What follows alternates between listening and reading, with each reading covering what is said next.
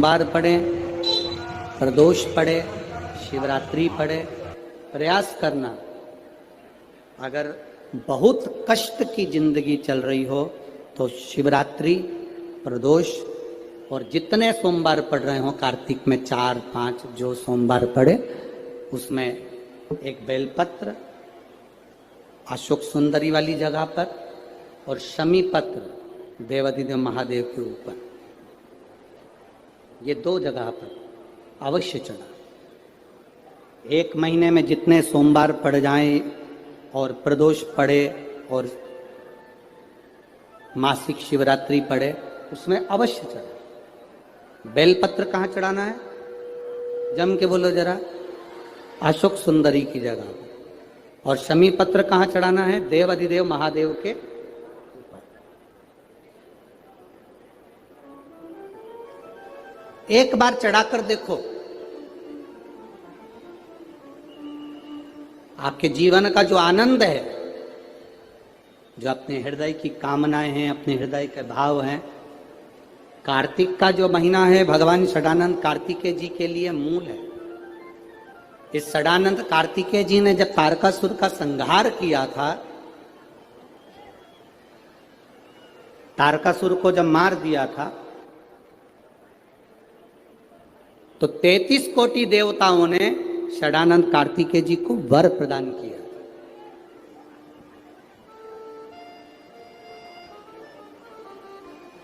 कार्तिकेय जी को वर प्राप्त हुआ। तो लक्ष्मी जी ने और भगवान नारायण ने षडानंद कार्तिकेय जी से कहा, ए स्कंददेव, ए कार्तिकेय, कार्तिक के महीने में जो दीप दान करता है उसके घर में कभी संपदा की कमी नहीं आती है। कार्तिक महीने के दीपदान की महत्वता जैसे ही लक्ष्मी और नारायण ने कही, तब ब्रह्मदेव प्रकट हुए और देवाधिदेव महादेव प्रकट हुए मां पार्वती के साथ में, और ब्रह्मा जी प्रकट हुए मां ब्रह्माणी के साथ में। उन्होंने वर प्रदान कर दिया।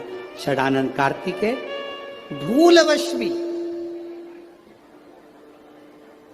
अगर कोई बेलपत्र और शमी पत्र दोनों एक साथ आपकी बहन अशोक सुंदरी और आपके पिता देवाधिदेव महादेव को शमी पत्र जो समर्पित कर देगा, षडानंद कार्तिकेय इस कार्तिक के महीने में देवाधिदेव महादेव कहते हैं उसके यहां कुबेर का भंडार शिव भर देते हैं। एक शमी पत्र, फिर समझिएगा, ये जो बेलपत्र है ये आप समर्पित करेंगे अशोक सुंदरी वाली जगह पर। कहां समर्पित करेंगे? अशोक सुंदरी की जगह। और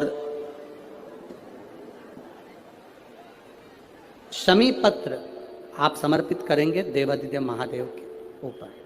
बस इसमें एक चीज का स्मरण अपने को करना है, जब अपन अशोक सुंदरी की जगह पर बेलपत्र चढ़ाएंगे तो ये डंडी का जो मुख है ये महादेव के जो खाली स्थान है, खाली वाली जगह, उसे ओर होगा। शमी पत्र की जो डंडी का मुख है, इसी की और जिस ओर तुमने बेलपत्र चढ़ाया है उसी ओर शमी पत्र की भी डंडी का मुख उसी ओर होगा। जहां पर आप बेलपत्र की डंडी का मुख रख रहे हैं उसी ओर शमी पत्र की डंडी का भी मुख उसी ओर होगा। वाणी से विहीन व्यक्ति, दृष्टि से विहीन व्यक्ति, श्रवण शक्ति से विहीन व्यक्ति,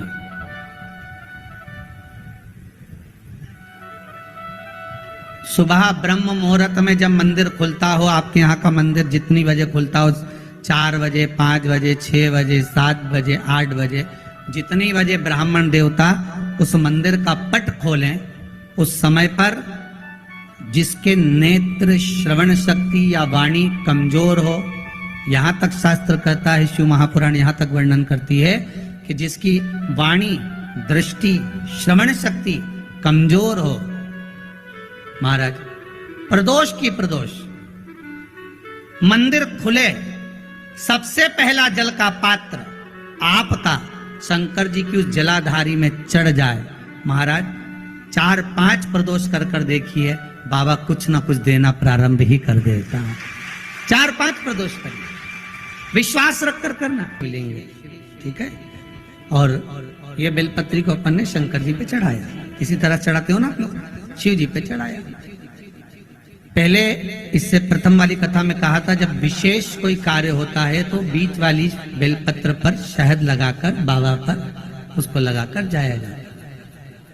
अब जिसके घर में क्लेश ज्यादा होता है महाराज, बहुत क्लेश, मतलब कुछ ना कुछ बात पर झगड़ा चल ही रहा हो, क्लेश हो ही रहा, बहुत तकलीफ चल रही, कभी बहू रूठे, कभी सास रूठे, कभी पति रूठे, कभी पत्नी रूठे, जरा जरा सी बात में एक पानी गिर गया उस पर विवाद, बच्चों को कुछ कह दिया उसमें विवाद। तो ये जो बेलपत्री की ये जो भाग होता है, इस बेलपत्री का जो डंडी का जो भाग होता है, इस भाग को, बेलपत्री के इस भाग को महाराज, ऐसी कैसी बेलपत्री, बस ये भाग को बेलपत्री के वृक्ष के नीचे शहद लगाकर इस पत्ती पर ऐसे ही बेलपत्री की जड़ में उस भाग को लगाकर या रख के आ जाइए। केवल एक ही बार करना, किसी भी प्रदोष पर कर लेना महाराज। फिर एक प्रदोष से दूसरी